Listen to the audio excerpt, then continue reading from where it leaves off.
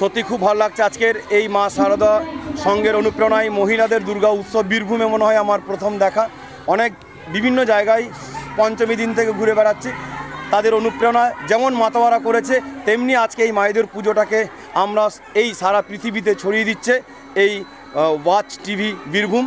সবাই এই চ্যানেলটাকে সাবস্ক্রাইব করবেন, ফলো করবেন। আগামী দিনে এই রকম নতুন নতুন খবর আপনাদের কাছে পৌঁছে দেবে। তার জন্য আমি ওয়াচ টিভিকেও অসংখ্য শ্রদ্ধা জানাই, তার সাথে সারা বিশ্বের বাঙালিকে শারদ শুভেচ্ছা এবং অভিনন্দন জানাই।